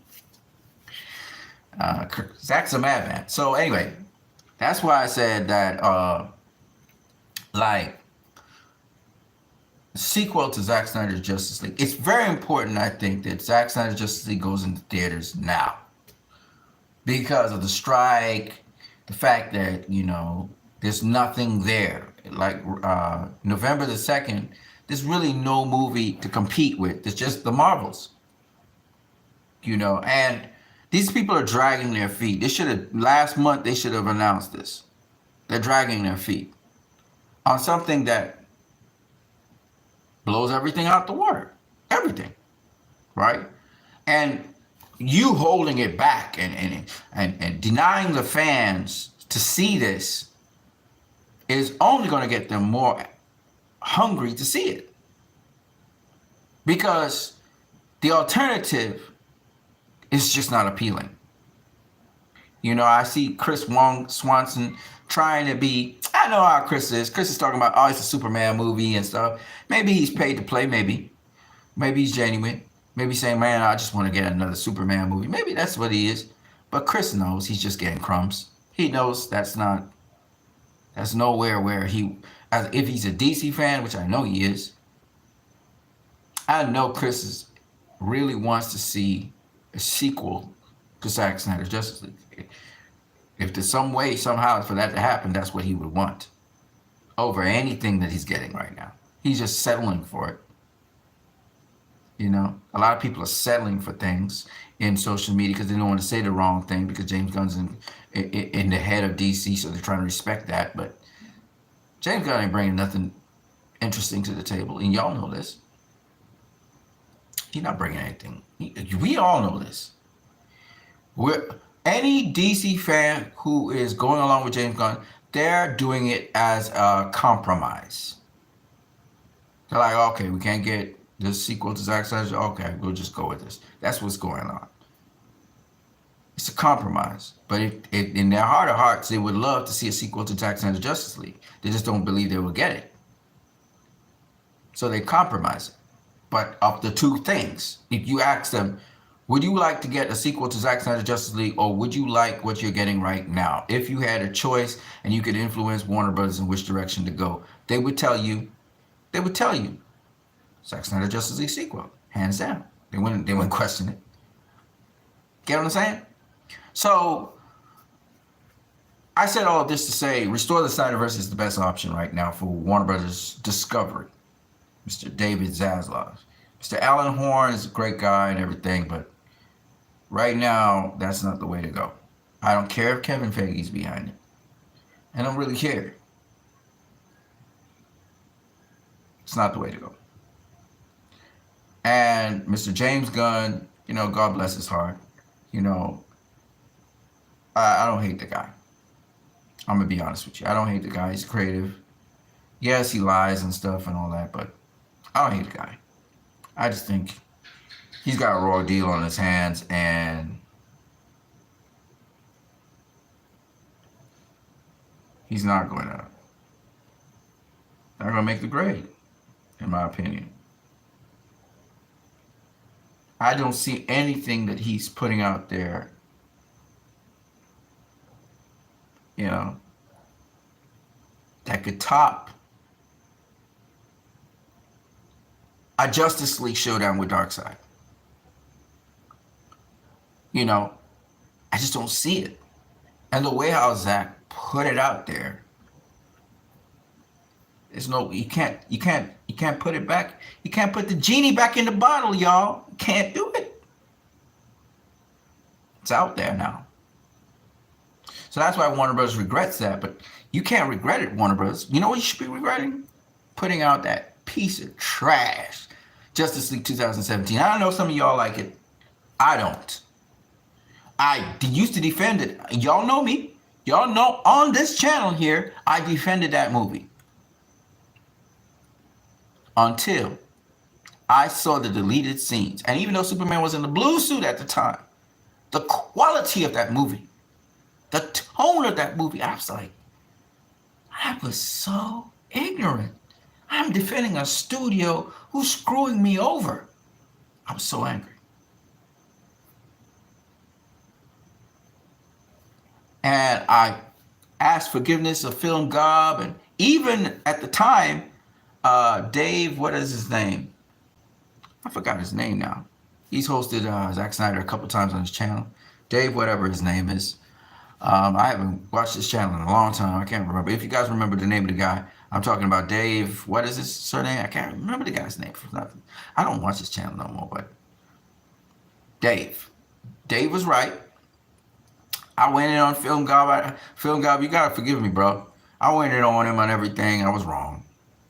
I was so wrong. Everybody was like, "Now he's snapping to it." I let a whole set of people like, "Yeah, defending Joss Whedon thing," because I had, you know, I had Facebook groups and all of that. So listen, I was a guilty party of that. You know, but the one thing about me is if I realize I'm wrong, I'm gonna tell you I'm wrong. I'm telling you I'm wrong. And that studio has not been anything but difficult and toxic. The way how they treat their creatives. Oh man. David Sandberg didn't want nothing to do with, he's going back to doing his horror films. James Wan had nothing to do with Aquaman right now. James Wan just want to move as far away. He don't want to touch that movie. He's glad he's finished. Glad to come out. And James Wan don't want nothing to do with that. You know? studio been doing a terrible job. Now, Abdi and DeLuca, like I said before, I give them a pass because they've been doing good, man. They've been performing. They've been putting out great hit after hit after hit. They've been doing their job. You know. You know. So it is what it is. I am Christ, I am disciple. Restore the Snyderverse. Never gonna stop. We need those sequels. Let me be specific with you guys. So for me, I've actually put a timeline on what my requests are. And from here on in, on Twitter, Facebook, on TikTok, YouTube, WhatsApp, all social media platforms that I available in, you're going to hear me putting dates on things. Zack Snyder's Justice League's going. We want Zack Snyder's Justice League in IMAX, November the 17th, which is the date of release of the first one, to undo the evil of the first one, and also the date of the animated series launch. 2. David Ayer's Suicide Squad. We want the air cut out in 2024. And 3, we want to make the Batfleck movie in 2025. This depends on the strike now. If the strike keeps on going, we have to push the dates back. That's me.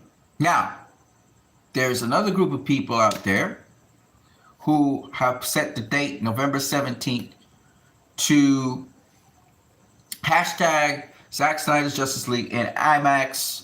They're going to roll that campaign out. I'm all for that as well, but I'm actually trying to get it into IMAX at that time. So that's my campaign. Now, that's just me. Y'all don't have to do it. Y'all don't have to go along with it, but I'm going to be persistent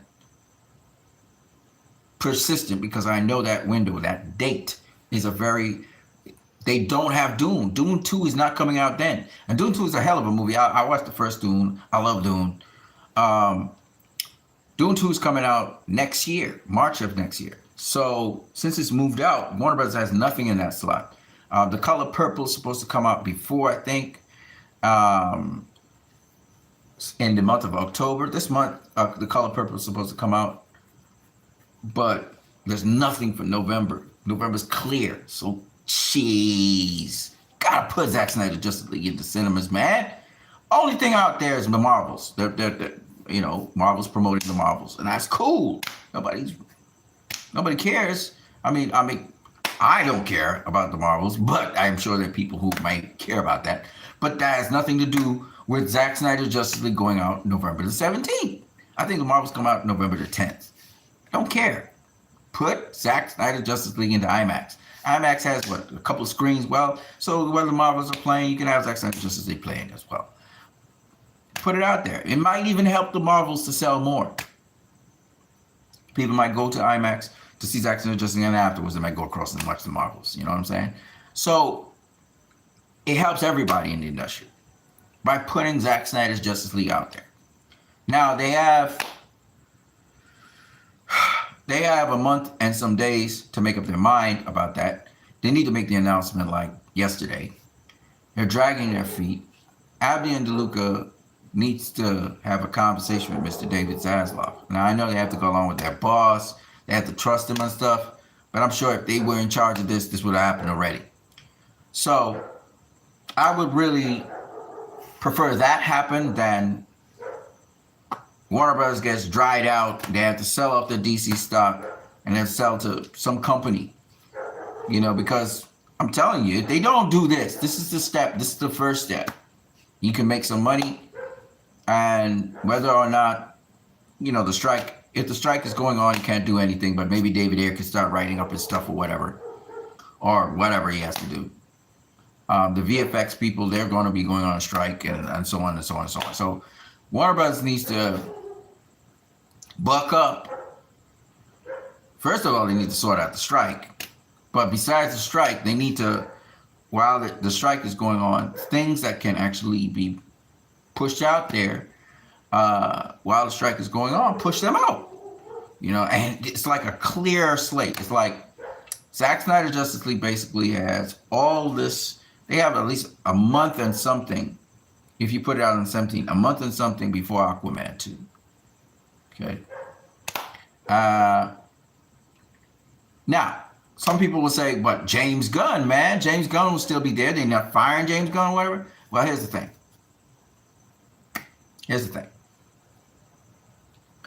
Zack Snyder's Justice League, if it's coming out, Abdi and DeLuca need to look over that. Like what they're doing with Todd Phillips. You know, James Gunn should have minimal interaction. He should just be a rubber stamp. Just stamp it and keep it moving. Okay?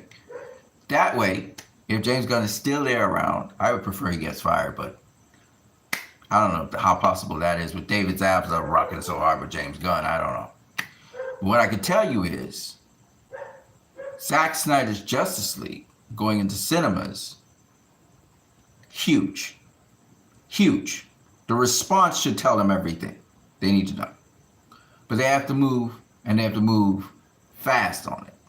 They can't like pussyfoot like they're pussyfooting around and looking and blah and blah and blah and waiting for big cloud. Put it out there. Make the announcement. Make the announcement. This month, I believe today was the launch date for the DVD of Zack Snyder's Justice League, the re-release of it. And I think on the 17th or something like that, they're going to have the, I think, deluxe version or some kind of thing like that. So if I were them, as you're putting out the DVD, you make the announcement, or you know, like that. You know, you make the announcement anyway. You make it as soon as possible. Make it as soon as possible. Just for people to see it in IMAX. Even if you're saying you're doing a limited release, you're going to put it out for a month. Watch it, the Mad Frenzy. Watch it, the Mad Scramble. People, because see, the thing about it is, right? If Aquaman goes under, this could just keep on running. You could just keep on running it consecutive weeks, just keep it running in cinemas. I know you're supposed to have a certain block of time, and you should schedule it in advance, but they can work that out with IMAX. It's IMAX. You don't have to work it out with every single cinema, but at least work it out with IMAX. Because the movie was made for IMAX. Quite frankly, this is the time, and they're just dragging their feet on it. But I'm telling you, man, this is the time for it. They need to chop. Get it in there. I know it's a 4-hour long. You have an intermission somewhere in between. It's already divided into. Hey, cool thing about the creator. It was also divided into chapters, which was kind of dope. You know, the creator had about 4 chapters, I think it was, or 5. And so it made it, the movie was very followable. They took elements of Zack Snyder's Justice League, you know, it's also divided into chapters. And they actually did the same thing with the creator, which I thought was pretty cool. Garth Evans. You know, the creators, it's weird to say, but it's kind of like an indie film / it's not a small budget movie, but yet it behaves like if it's a small budget movie. That's the way the best to say. And it's like a romance film. It's an action-packed film, but it's more of a drama than it is an action film, even though it's got a lot of action. You know, so you're gonna understand what I'm saying when I do the review for the creator. There's certain things though that you could tell studio interference was still in that movie. There was notes being sent and stuff, and I don't like that. And I know Garth Evans is a great director, and he really was in this movie, but you could tell certain things were not, certain dialogues and certain things were just very formulaic, and it was very annoying. Like they actually shoved some jokes into the movie. You could tell forced jokes into the movie, and it really threw me off because the tone of the movie changed at a certain point, and then it came back to normal. You could tell the tonal change. Like the movies, you can tell when a movie's kind of like a Frankenstein, that they kind of chopped out things, or you can tell when the tone's going this way, and then all of a sudden the tone changes, and you're like, what? That don't fit in the movie. So you could tell some stupid ass executive maybe from Fox or maybe from Warner Brothers. I don't, not Warner Brothers, Disney, or maybe just a Fox director. I was like, no, you shouldn't. It's rated R movie. It's a PG-13 movie, but it has curse words and stuff in it, and it's very graphically violent. But it's just one of those things where you're like, you could tell Disney had something to do with it, and it's just like, you can feel like it's held back. You know when somebody's singing a song or whatever they're singing, and then all of a sudden they can't breathe and they're kind of held back from really sustaining a note or a chord. That's how the creator was at certain points in it. It was like, what's going on here? This is not, I don't feel like the director there. That's not the director's tone. You can feel the director's tone throughout a movie, and then you can feel when it just dips. And some asshole said, "Oh no, you know what? You need to have a joke here," or something like that. You can just tell, and you're like, Jesus. And then it goes back to the movie that it is. So you have those points in the movie where that happens. I hate it. I hate when freaking executives and producers try to change up your movie. I just hate it. But you can tell it was a passion project, and boy, it was very emotional. So that's what I got for you guys. I am Christ, I am disciple. People tend to point fingers at other people. We must not point fingers at people. All I did, again, I don't have anything personally against James Gunn. I don't have anything personally against the company Warner Brothers. I think their decision making is weird, to be honest with you. And the company has a history of making weird decisions. And it's almost like they want to kill off something that's really good. Oh, this thing's so good that we just want to kill it. I just don't get it. Like, you have something good working for you, you just have to have a little patience. Kill it. So, they chased away Christopher Nolan, a guy who, I just don't get this company, a guy who just keeps on giving you hit after hit after hit. And you screw him over with Tenet. I just don't get it. Like, the company, I don't understand it. You have these auteur directors. Maybe they don't want to be auteur directed.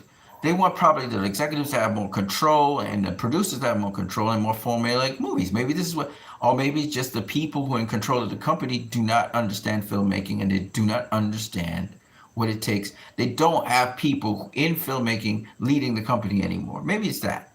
Because there's a disconnect between the audience. There's a disconnect between what people want.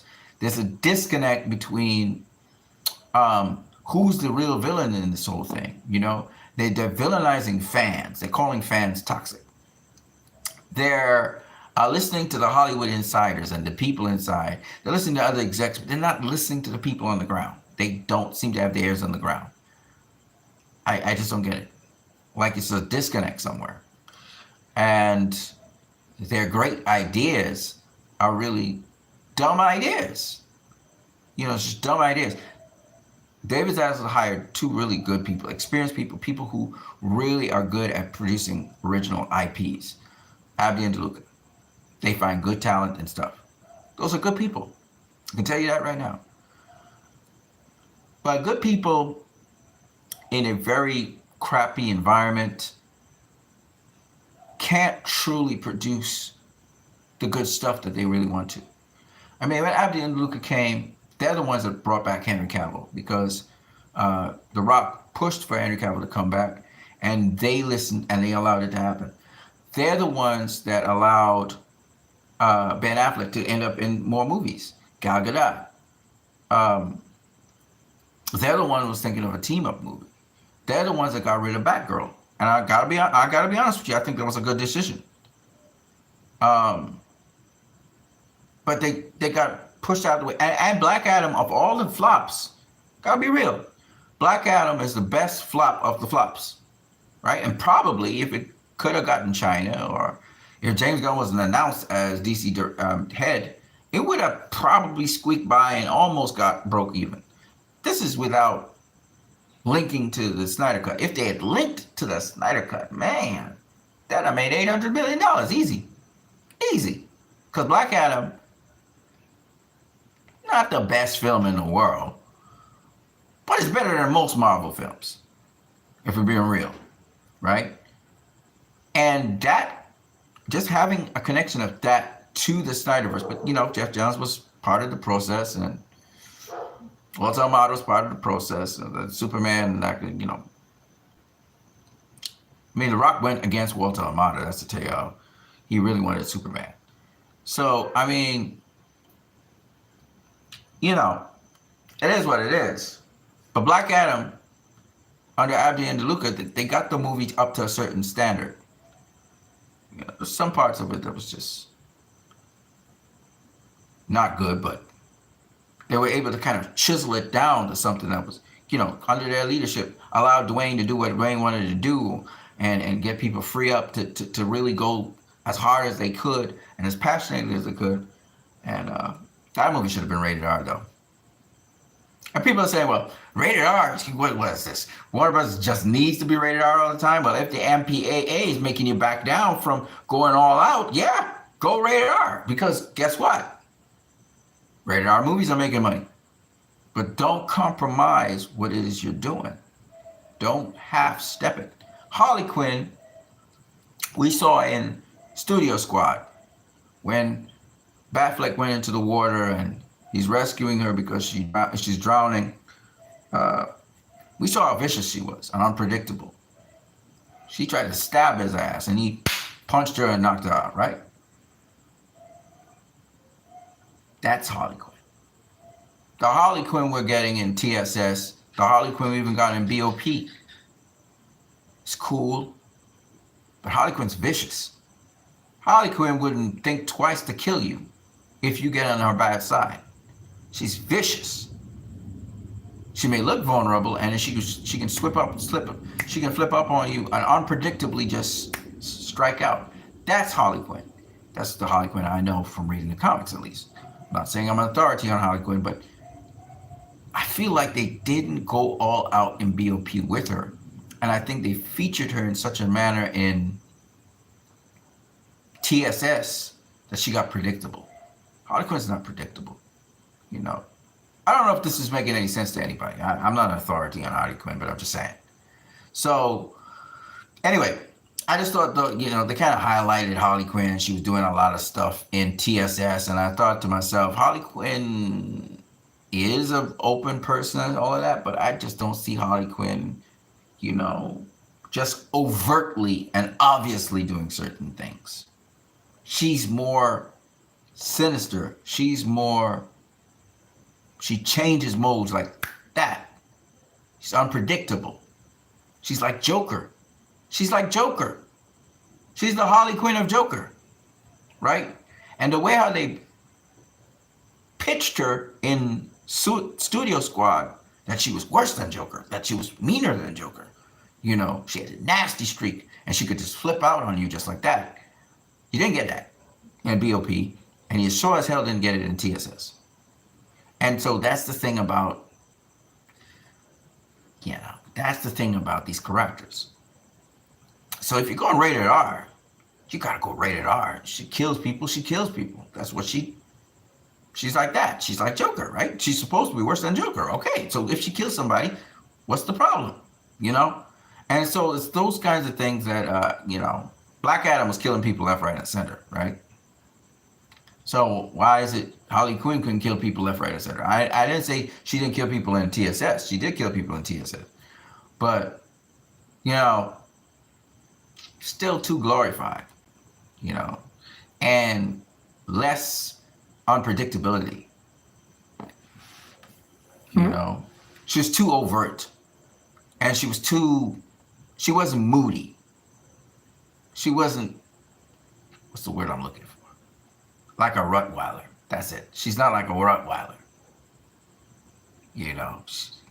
And David Ayer captured that, or maybe that was the original shot, in the Suicide Squad.